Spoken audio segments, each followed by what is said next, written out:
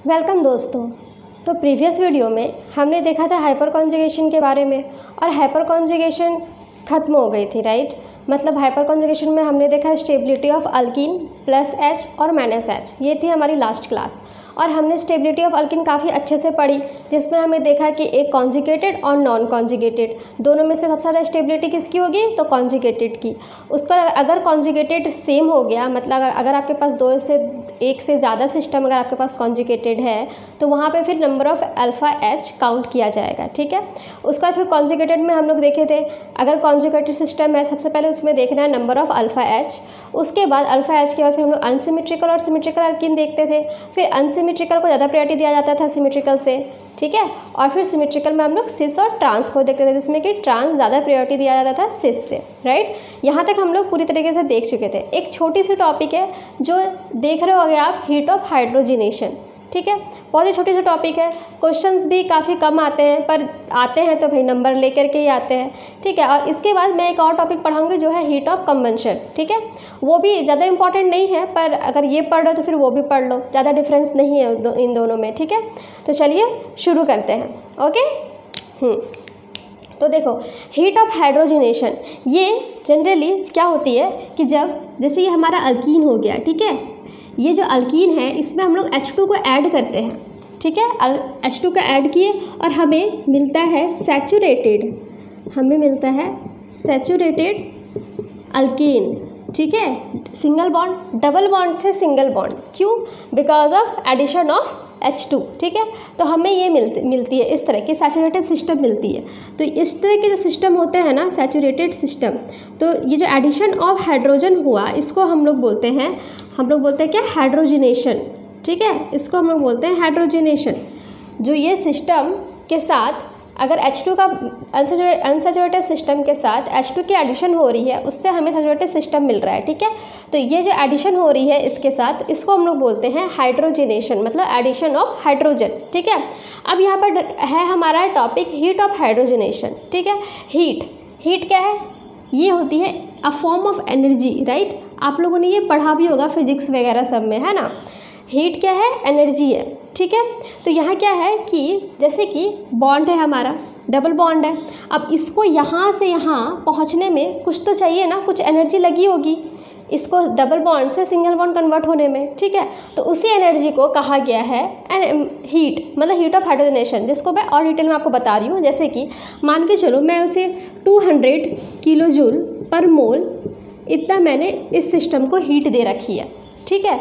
इस सिस्टम को मैंने क्या किया है, 200 किलो जूल पर मोल, किलो जूल तो एनर्जी की होती है ना यूनिट, इतना मैंने इसे दे दिया है। तो अब ये क्या करता है, ये जो है इस बॉन्ड को इस बॉन्ड में तोड़ने में, इस डबल से सिंगल बॉन्ड में जाने में इसने 150 किलो जूल जो है एनर्जी को यूज़ किया, ठीक है। एनर्जी को यूज़ कर लिया यहाँ से यहाँ कन्वर्ट होने में, पर हमने तो सिस्टम को दिया है 200, है ना, 200 किलो जूल दिया है, जिसमें से इतने 185 इसने यूज़ किया, बाकी कितने बचे? 50, है ना। 50 किलो जूल हमारे पास बचे। तो ये जो 50 किलो जूल है ना, इसी को कहा गया है हीट ऑफ हाइड्रोजिनेशन। क्या कहा गया है? Heat of hydrogenation, heat of hydrogenation. जी हाँ, देखो, तो आप इस तरह से, मैं इसका डेफिनेशन अगर हो तो मैं ये बोल सकती हूँ, the amount of heat energy is released during the formation of unsaturated या conversion of unsaturated system to saturated system, ठीक है।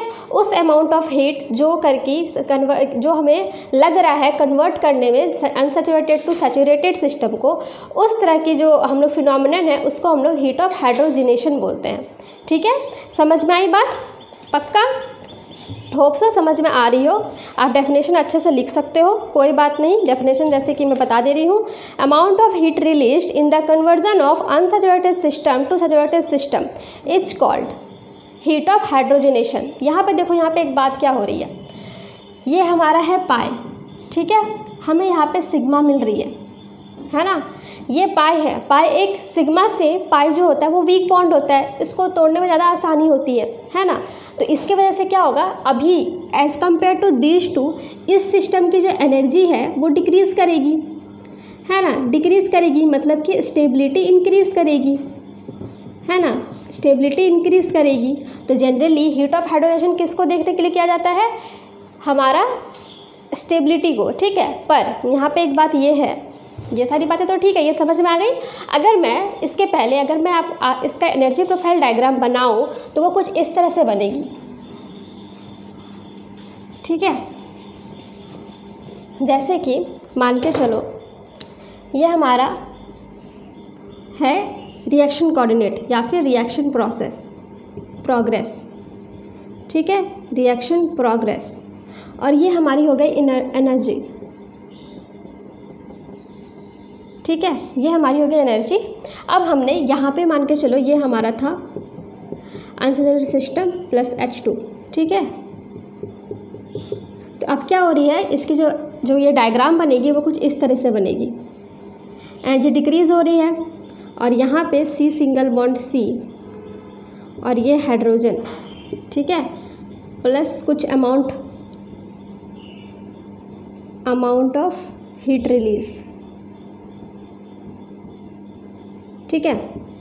तो हमें कुछ इस तरह से मिलेगा। तो आप देख रहे हो, देखो ऐसे ऐसे करके एनर्जी बढ़ रही है ना, एनर्जी बढ़ रही है। और यहाँ देखो इसकी एनर्जी ज़्यादा है, जब इसकी एनर्जी ज़्यादा तो स्टेबिलिटी कम हो गया एज़ कम्पेयर टू दिस, ठीक है। तो यही बोल रही हूँ, ये थी इसकी energy profile diagram, energy profile diagram, ठीक है। आप इसको भी अपने नोट्स में डाल सकते हो, ठीक है। इस तरह से इसकी एनर्जी प्रोफाइल डायग्राम बनेगी। समझ में आ रही है बात, आ रही है, गुड। चलो मतलब यहाँ ये जो है ना, ये हमारी हो गई अमाउंट ऑफ हीट रिलीज्ड, ठीक है। दोनों का डिफरेंस कोई तो कहा जा रहा है। अगर मैं इसे 200 दे रही हूँ और ये 150 यूज़ कर रहा है इसको बनाने में, तो पता बचा कितना, जो एनर्जी रिलीज़ हो रही है उसी को तो हीट ऑफ हाइड्रोजनेशन बोल रहे हैं, राइट। चलो इसके आगे बढ़ते हैं, होप सो समझ में आ रहा हो। तो अब इसका इन सबसे ऑर्गेनिक में किस चीज़ से क्या इसका वास्ता है, राइट, क्या इसका यूज़ है। तो देखो यूज़ ये है कि हीट ऑफ हाइड्रोजनेशन जो होता है ना, वो इन्वर्सली प्रोपोर्शनल होता है स्टेबिलिटी ऑफ अल्कीन से। क्या होती है, स्टेबिलिटी ऑफ अल्कीन से इसकी जो है ना, ये इन्वर्सली प्रोपोर्शनल होता है। मतलब कि अगर स्टेबिलिटी ऑफ अल्कीन ज़्यादा है तो हीट ऑफ हाइड्रोजनेशन कम होगा। अब देखो कैसे, ऐसे क्या मैंने एक एग्जांपल लिया, जो मैंने मान के चलो C डबल बॉन्ड C, ठीक है, यहाँ पे CH3, ये CH3, ये CH3 और यहाँ कोई H ले लिया। और एक सिस्टम मैंने लिया कुछ इस तरीके से, CH3 CH3H और ये H, ठीक है। ये दो सिस्टम मैंने लिया, ठीक है। अब इसकी हीट ऑफ हाइड्रोजनेशन हमें निकालनी है।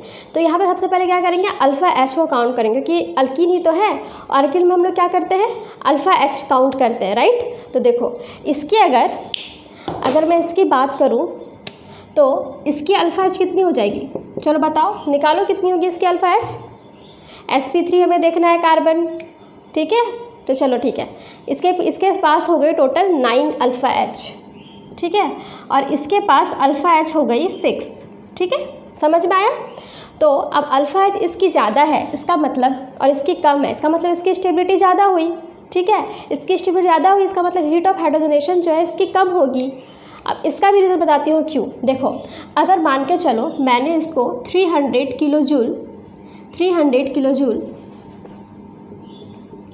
पर मोल एनर्जी दी, ठीक है, और इसने 100 किलो जूल या 200 किलो जूल है ना, इसने यूज़ कर ली, मतलब डबल बॉन्ड से सिंगल बॉन्ड बनाने में, सैचुरेटेड सिस्टम को बनाने में, ठीक है।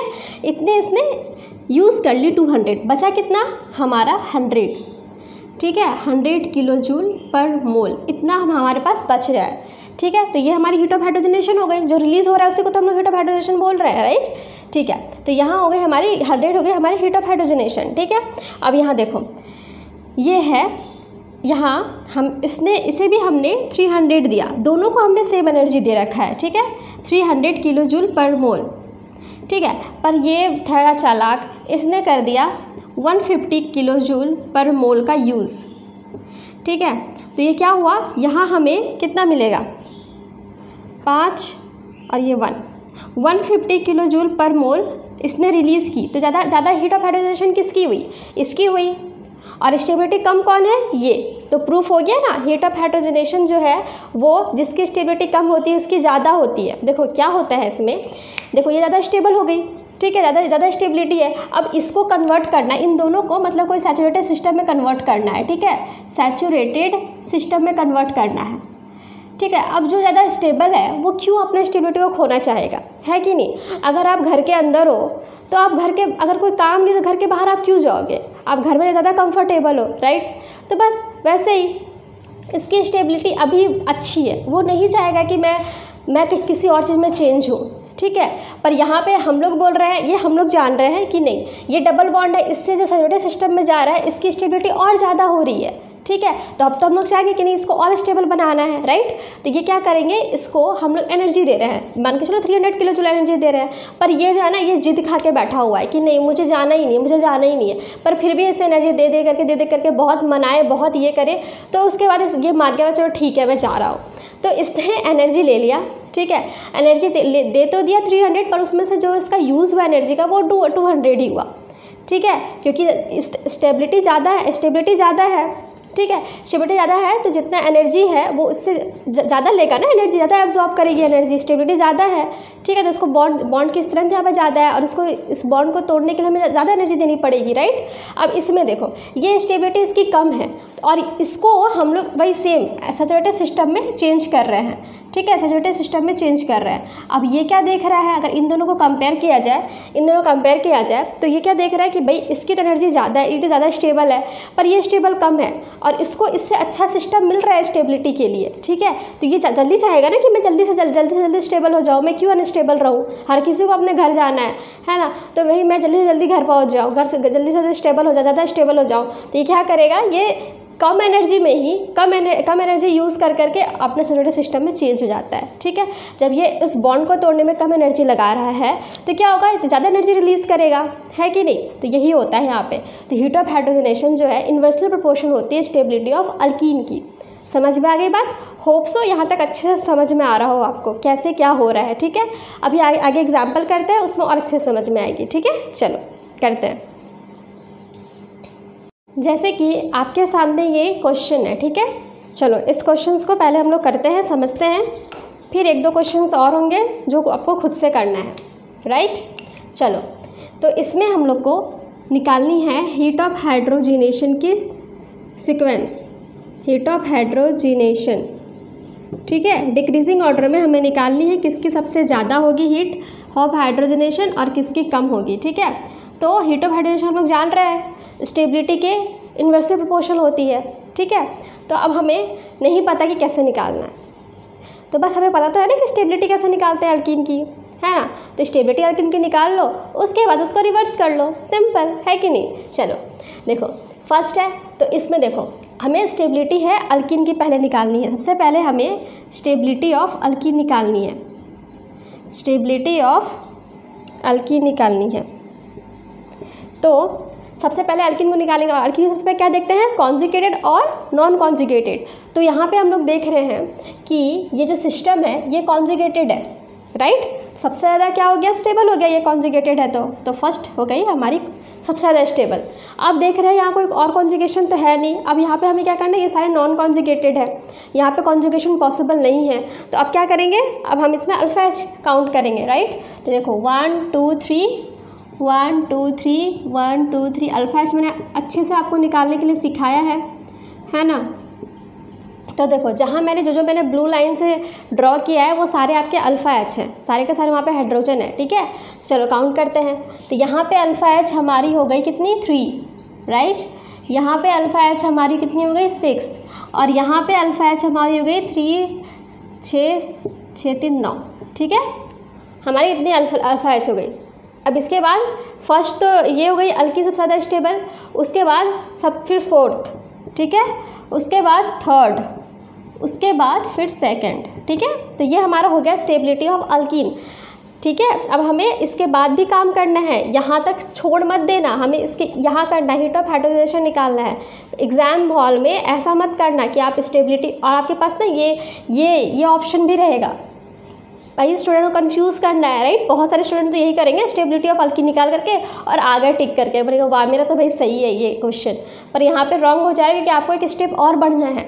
ये हमेशा ध्यान में रखना, जब भी आप कोई चीज़ का ऐसे कर रहे हो, जब आप आगे भी देखोगे एसिडिटी बेसिसिटी में भी वहाँ भी कुछ ऐसे कंडीशन होता है जहाँ पे हम पहले एसिडिटी निकालते हैं फिर उसको रिवर्स करते हैं। तो ये ध्यान में रखने वाली बात है कि हीट ऑफ हाइड्रोजनेशन जो है निकालने से पहले हम लोग स्टेबिलिटी को निकालते हैं और फिर स्टेबिलिटी का हम लोग रिवर्स करते हैं। ठीक है, समझ में आ गई बात। तो मैं इसे हटाती हूँ और यहाँ पर मैं इसका सिक्वेंस लिखती हूँ। तो सबसे ज़्यादा हो जाएगा सेकेंड, फिर थर्ड, फिर फोर्थ, उसके बाद फर्स्ट। ठीक है, तो ये हमारी हो गई हीट ऑफ हाइड्रोजनेशन की सीक्वेंस डिक्रीजिंग ऑर्डर में। समझ में आ गया। सबसे कम हो जाएगी सेकेंड की क्योंकि उसके स्टेबिलिटी सबसे ज़्यादा सबसे कम है। तो समझ में आ गया कि क्या करना है। चलो ठीक है, अब नेक्स्ट एग्जाम्पल करते हैं जिसमें कि वो आप लोगों को खुद से करना है। ठीक है, वो आप लोगों को अच्छे से खुद से करना है। मैं ऑफकोर्स उसका आंसर बताऊंगी पर वो आपको खुद से करना है। पहले आप खुद से करोगे, उसके बाद फिर आंसर करोगे कमेंट सेक्शन के। तो ये है आपके सामने क्वेश्चन। ठीक है, और इसमें आपको कैलकुलेट करना है, मतलब आपका क्वेश्चन ये है arrange the following in decreasing order of heat of hydrogenation. Okay, तो पहले आराम से वीडियो को पॉज करो और क्वेश्चंस को ध्यान से देखो, उसके बाद ईमानदारी से आंसर करो कमेंट सेक्शन में कि इसका आंसर क्या होगा हीट ऑफ हाइड्रोजनेशन। ठीक है, ये हमारा फर्स्ट, ये सेकंड, ये थर्ड और ये फोर्थ। फर्स्ट, सेकंड और ये थर्ड। ठीक है, आप फटाफट इसका आंसर दो फटाफट।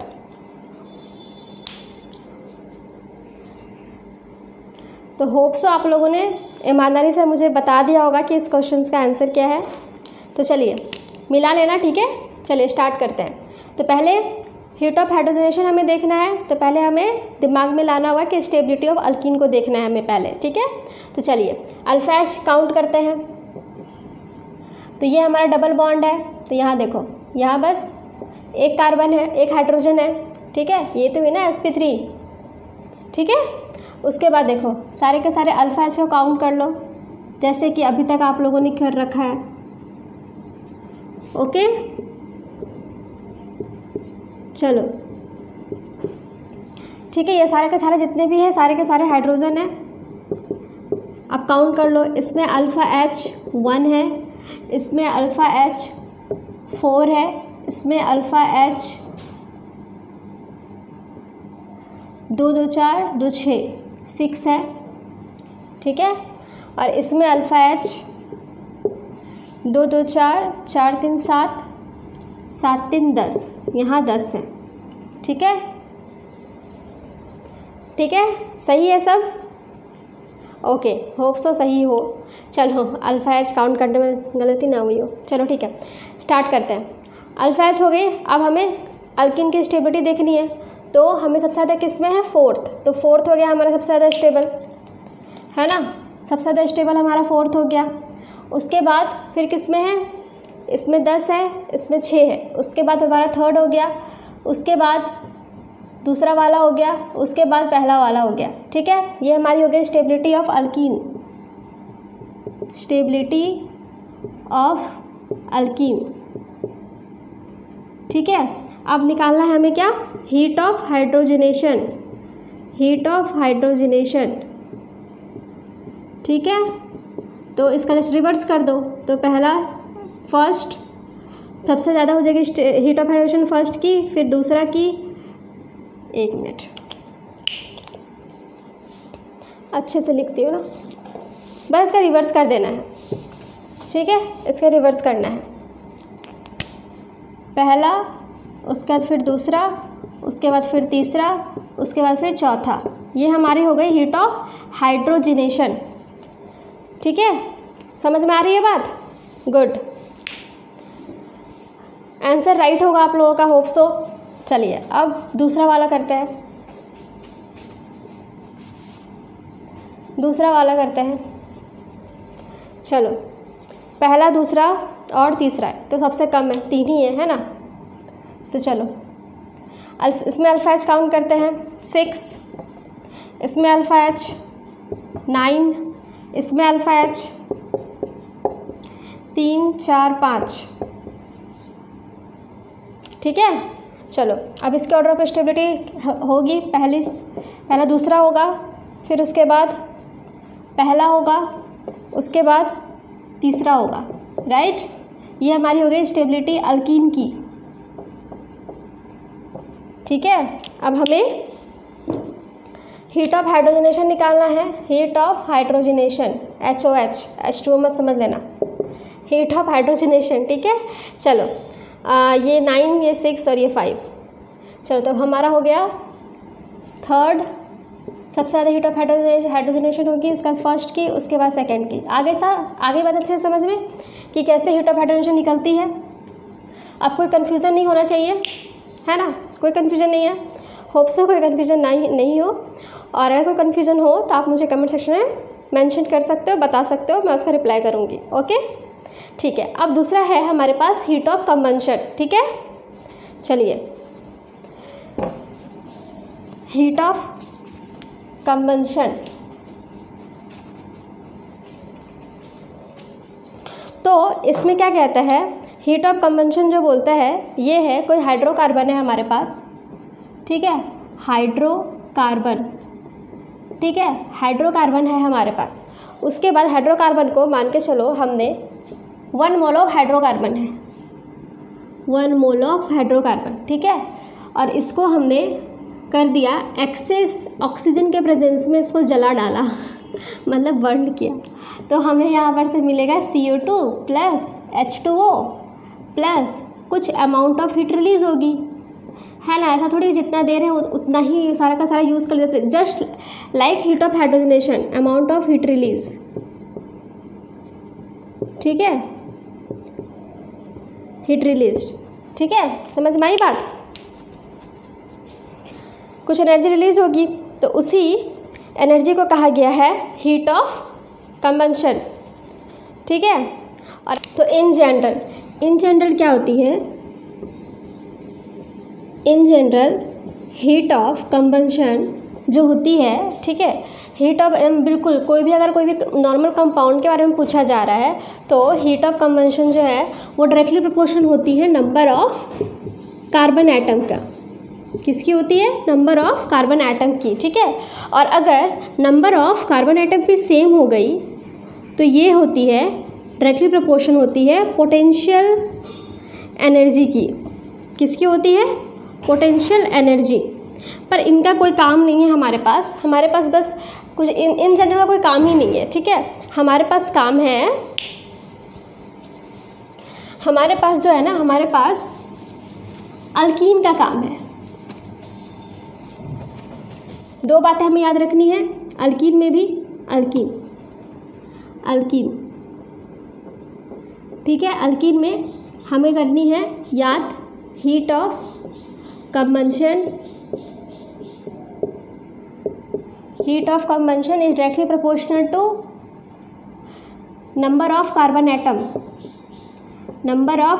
एटम और inversely proportional to stability of alkyne.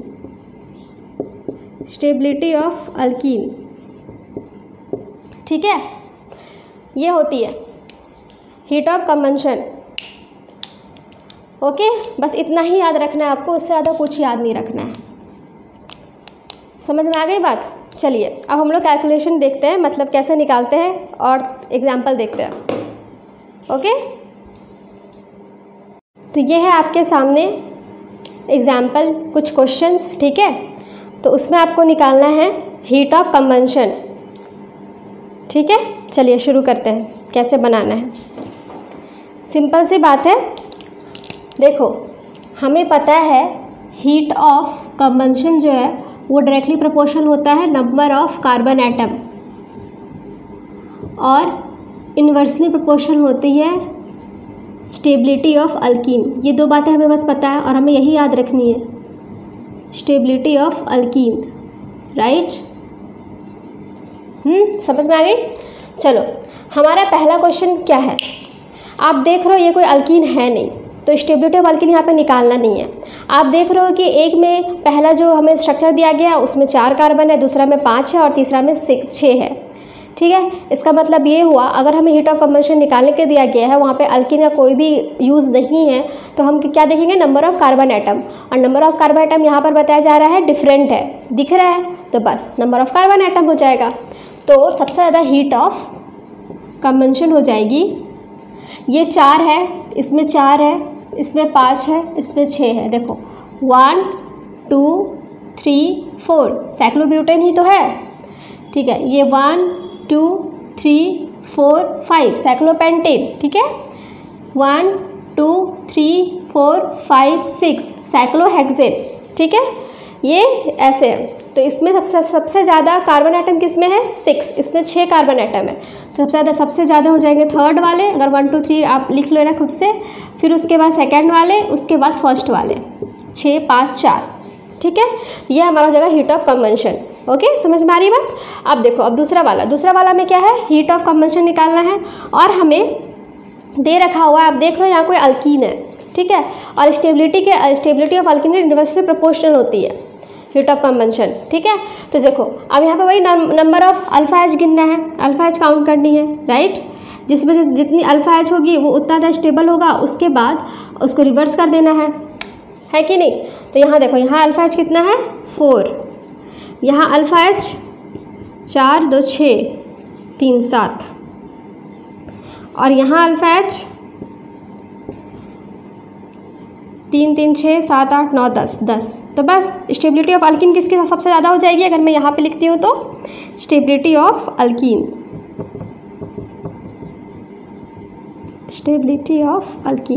तो थर्ड, फिर हो जाएगी सेकंड, उसके बाद फिर फर्स्ट, राइट।